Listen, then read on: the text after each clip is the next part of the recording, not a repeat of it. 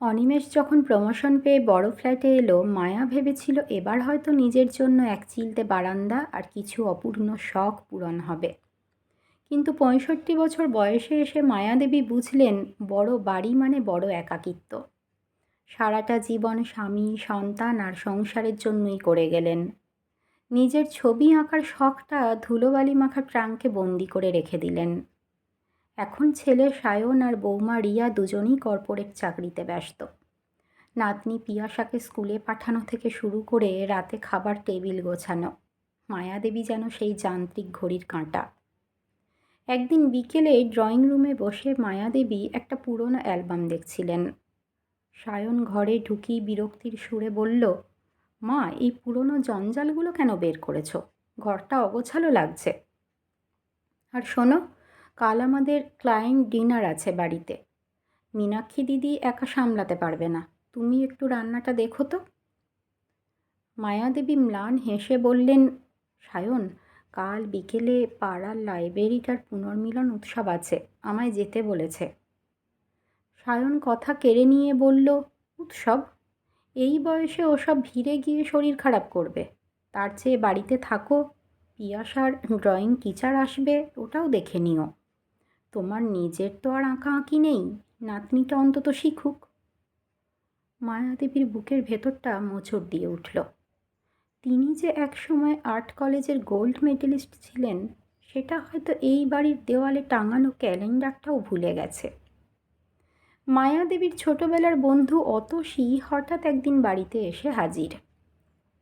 অতসী এখন একটি এনজিও চালায়, যারা বয়স্ক মানুষদের স্বনির্ভর করে তোলে। মায়ার ফ্যাকাশে মুখ দেখে অতসী বলেই ফেলল, মায়া, তুই কি এই আসবাবপত্রের মতোই এই বাড়ির একটা অংশ হয়ে গেছিস? তোর তুলি কোথায়, তোর রং কোথায়? মায়া দীর্ঘশ্বাস ফেলে বলল, ওসব কি আর হয় রে, এখন তো আমি শুধুই ঠাম্মা আর সায়নের মা। অতসী হাত চেপে ধরে বলল, না, তুই মায়া। আগামী মাসে আমাদের সংস্থার উদ্যোগে একটা প্রদর্শনী হচ্ছে। আমি চাই তুই সেখানে তোর ছবি দিস। তুই আমাদের সাথে পাহাড়ের একটা আশ্রমে চল, যেখানে আমরা পেন্টিং ক্যাম্প করছি। রাতে খাবার টেবিলে বসে মায়াদেবী নিজের সিদ্ধান্তের কথা জানালেন। তিনি পাহাড়ের ক্যাম্পে যাচ্ছেন 15 দিনের জন্য।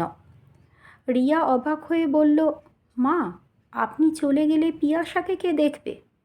আর আমার অফিসের প্রেজেন্টেশন আছে সামনের সপ্তাহে, আপনি না থাকলে তো সব গোলমাল হয়ে যাবে। সায়ন ধমকের সুরে বলল, মা, অতসী মাসি ইদানিং খুব বেশি মাতামাতি করছে। এই বয়সে পাহাড়ে ছবি আঁকতে যাওয়া হঠকারিতা ছাড়া আর কিছুই নয়। আমি তোমায় অনুমতি দিচ্ছি না। মায়াদেবী শান্তভাবে উঠে দাঁড়ালেন, গলায় এক অদ্ভুত দৃঢ়তা।